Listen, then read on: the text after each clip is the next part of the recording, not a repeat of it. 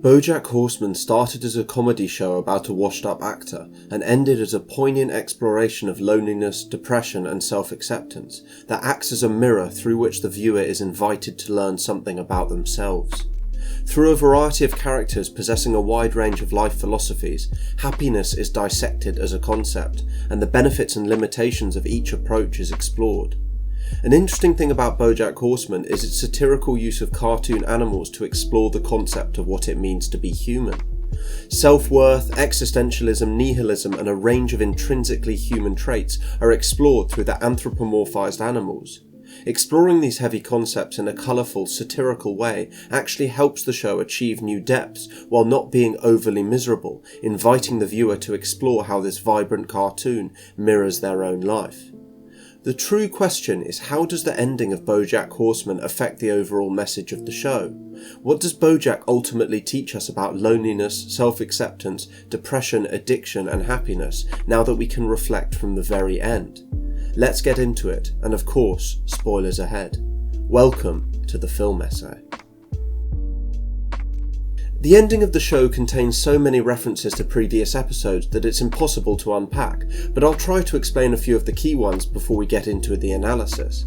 In the view from halfway down, the image of BoJack drowning in the pool is a reference to a similar scene in Mad Men, where Don Draper sees himself lying dead in the water.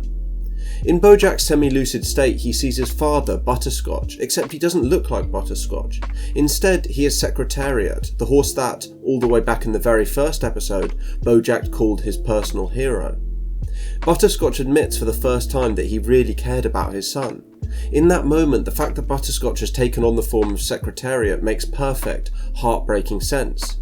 Even when he's barely breathing, BoJack can't imagine Butterscotch in his own skin admitting that he truly loved his son. The closest BoJack's brain can get is to call up the image of his father, cloaked in the guise of the most famous horse who ever lived. Another especially macabre but clever touch, the meals everyone is eating reflect their actual last meals or demises. Herb, who survived cancer only to succumb to a peanut allergy, is munching on nuts. Beatrice has been served what appears to be nursing home food, complete with jello for dessert.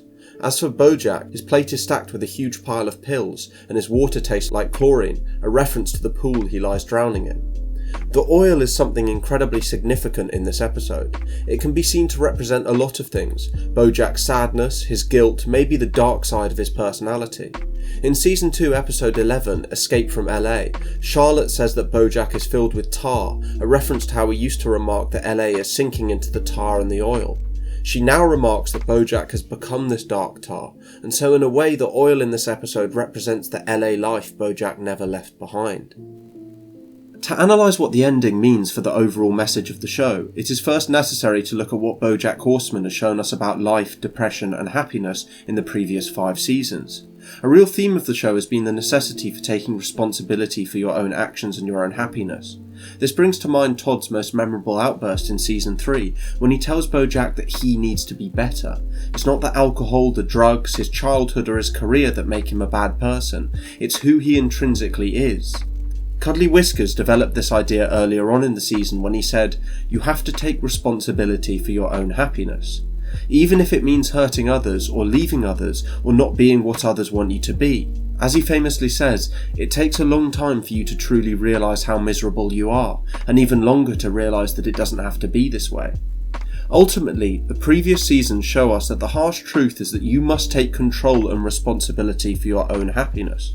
This means trying to be a better person, apologising to those that you hurt and trying to atone for your mistakes. BoJack Horseman teaches us that no one else is going to save you, that you must want to be happy and want to change, and that true release only comes from bearing this heavy responsibility you have to yourself.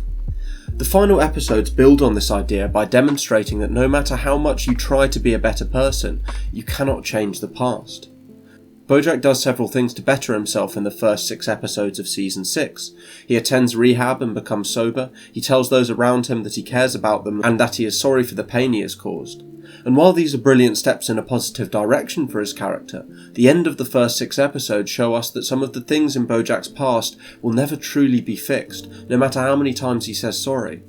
The final 6 episodes therefore explore this idea, showing us how BoJack can never truly be a good person. though he can be a better person than he was. His near-death experience in the second to last episode demonstrates the residing darkness in his character, how his addictions will never truly go away and his damage will never fully heal. However, the final episode shows that despite all this, he can still try to live a better life, and does still deserve happiness despite all he has done wrong. And this ties back to the message of the earlier seasons. Ultimately, he realises his happiness is his own responsibility, and it can only be achieved by trying to be a better person, despite all the faults of the world in which he lives. Season 6 is both gloomy and hopeful in a beautifully juxtaposed way.